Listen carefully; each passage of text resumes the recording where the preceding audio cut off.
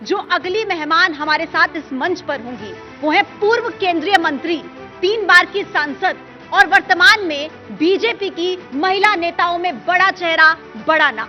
मैं बात कर रही हूं स्मृति ईरानी जी की। आपका बहुत बहुत स्वागत है स्मृति जी, आप प्लीज मंच पर आइए।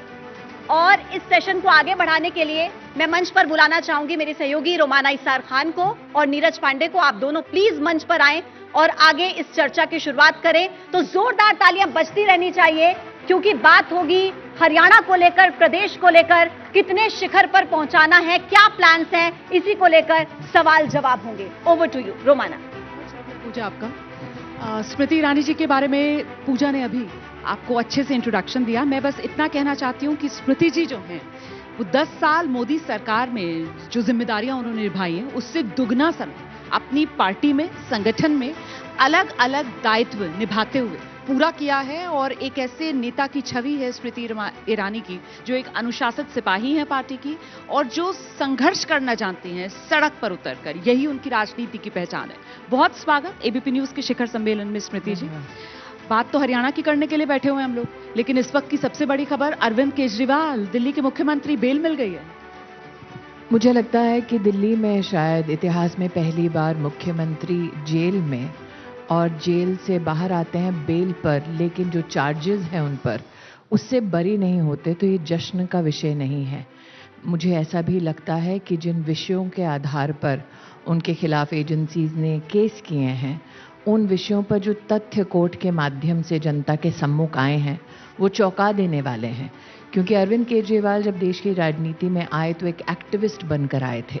उन्होंने स्वच्छ राजनीति का वादा किया था, लेकिन राजनीतिक पायदान चढ़ते चढ़ते वो देश की तिजोरी साफ करने लगेंगे, ये किसी ने कल्पना नहीं की थी। तो अगर आज उनको बेल मिलती है तो मुझे नहीं लगता वो कोई जश्न का विषय है। मुझे ऐसा लगता है कि अभी भी इन्वेस्टिगेशन और कोर्ट प्रोसीजर्स के अंतर्गत क्या कोर्ट का प्रमुख और अंतिम फैसला आता है वो अरविंद केजरीवाल के राजनीतिक कंट्रीब्यूशन का इतिहास लिखेगा। लेकिन क्या विपक्ष के आरोपों को बल नहीं मिलेगा? क्योंकि इससे पहले संजय सिंह, मनीष सिसोदिया, उधर हेमंत सोरेन और अब अरविंद केजरीवाल, जो विपक्ष एक नैरेटिव गढ़ता रहा कि साहब ये सब वेंडिटा पॉलिटिक्स है, केंद्रीय एजेंसियों का विपक्ष के नेताओं के खिलाफ दुरुपयोग। हर दिन विपक्ष एक नया चक्रव्यूह बनाने का प्रयास करता है। कल का चक्रव्यूह ये था कि अगर चीफ जस्टिस के साथ देश के प्रधानमंत्री गणपति जी की आराधना करते हैं तो शायद चीफ जस्टिस एक प्रश्न चिन्ह अपने सर पर लेते हैं। तो आज जो लोग कल की गणेश वंदना से खफा थे, क्या उन्हें इस बात का संतोष हो गया है कि जस्टिस का जो व्हील है वो अच्छे से टर्न हो रहा है? जबरदस्त पलटवार कर रही हैं आप। नहीं, ऐसा नहीं है। मुझे लगता है कि सच बोलने में और सच को समझने से कभी परहेज नहीं होना चाहिए। कल ही आप हमारे देश के सर्वोच्च न्यायालय को प्रश्नों के कटघरे में खड़ा कर रहे थे। आज क्या विपक्ष उन्हें बरी कर देगा? आपको लगता है कि उनके बाहर आने से हरियाणा चुनाव पर इसका कोई असर पड़ेगा? क्योंकि दिल्ली के वो मुख्यमंत्री हैं। चुना गया दिल्ली की सेवा करने के लिए, अगर वो अपना असर पहले दिल्ली की गरीब जनता की सेवा के लिए पहले दिखाएं तो बहुत बेहतर होगा। यहाँ पर ना सिर्फ नालियाँ चोक्ड हैं, यहाँ पर ना सिर्फ झुग्गियाँ तोड़ी जा रही हैं, यहाँ पर ना सिर्फ गरीब परिवार आज त्राहिमाम है कि उनकी रोज़मर्रा की ज़िंदगी चुनौतियों से भरी पड़ी है क्योंकि आम आदमी पार्टी की सरकार है। अगर वो वाकई में अपनी संवैधानिक जिम्मेदारियों को समझते हैं तो पहली उनकी जवाबदेही दिल्ली की जनता के प्रति बनती है। उनको जवाब देना पड़ेगा कि आज भी झुग्गी झोपड़ी का वो माहौल जिस पर उन्होंने ये वचन दिया था कि उनको बेहतर ज़िंदगी देंगे, वो बेहतर ज़िंदगी उन्हें कब मिलेगी। जहाँ तक कि हरियाणा चुनाव का सवाल है, मुझे लगता है कि अगर आप वापस इतिहास के पन्ने पलटें तो अरविंद केजरीवाल ने तो कहा था कि वो सत्ता के सेवक नहीं है, समाज के सेवक हैं। तो पहली सेवा वो दिल्ली की दे दें। जहाँ तक हरियाणा की बात है, मुझे नहीं लगता कि आज हरियाणा में कोई आतुरता से उस व्यक्ति की बाट जो रहा है जो शराब के घोटाले में जेल गया है। लेकिन सवाल ये कि जिस तरीके से कुछ राजनीतिक विश्लेषक ये कहते हैं कि इंडिया गठबंधन की जो एक स्वरूप हरियाणा चुनाव में नहीं बन पाया, इसका फायदा बीजेपी को मिल जाएगा क्योंकि जो विरोधी वोट है सत्ता का वो बढ़ जाएगा। पहले तो गठबंधन इंडी है कि इंडिया है, इसका विश्लेषण करवा लीजिए कांग्रेस पार्टी से, क्योंकि मुझे लगता है अभी अंतर्राष्ट्रीय दौरे पर कांग्रेस के एक प्रमुख नेता यही स्पष्ट रूप से बोल नहीं पाए, नाम तो ले लीजिए, है कि इंडिया है। और जहां तक बीजेपी को फायदा होता है अगर अलायंस में कोई फूट आती है। मुझे नहीं लगता भारतीय जनता पार्टी अपना चुनाव दूसरों के राजनीतिक दलों में किस प्रकार की ऊंच नीच हो रही है उस पर आधारित करती है। हरियाणा में आम आदमी पार्टी मजबूत होगी तो बीजेपी को फायदा नहीं मिलेगा? मुझे लगता है बीजेपी का संगठन मजबूत होगा तो बीजेपी को फायदा होगा। बीजेपी के कार्यकर्ता वोटर्स के सम्मुख अपने कामों को लेकर जाएंगे गांव-गांव, गली-गली, तो उससे फायदा होगा। लेकिन स्मृति जी, किसी भी सरकार के गठन का सबसे बड़ा माध्यम होता है जनता। दिल्ली में लगातार अरविंद केजरीवाल जीत रहे हैं, 4 चुनाव जीत चुके हैं, एमसीडी का चुनाव जीत चुके हैं और इस बार भी दावा कर रहे हैं क्योंकि सरकार में।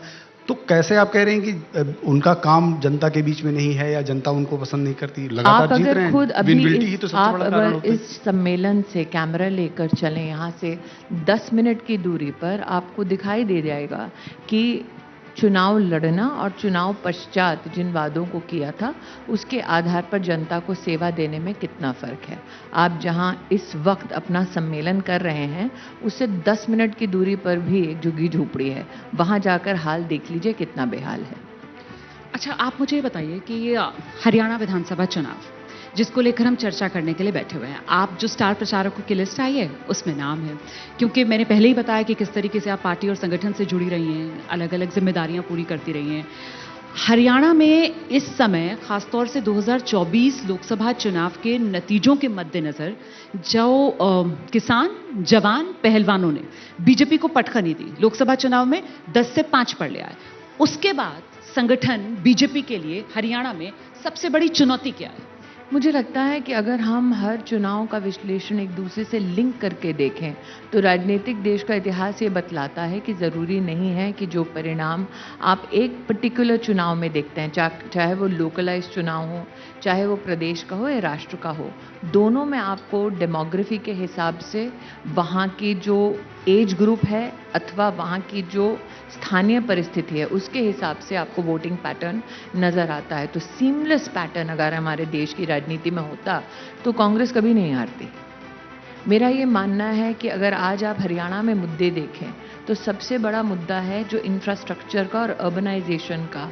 हमने उस पर बहुत जोर दिया, जिसके आज आपको 1-2 प्रतिबिंब तो यहाँ से आप बॉर्डर अगर पास जाएं तो आपको दिखेगा वहाँ पर।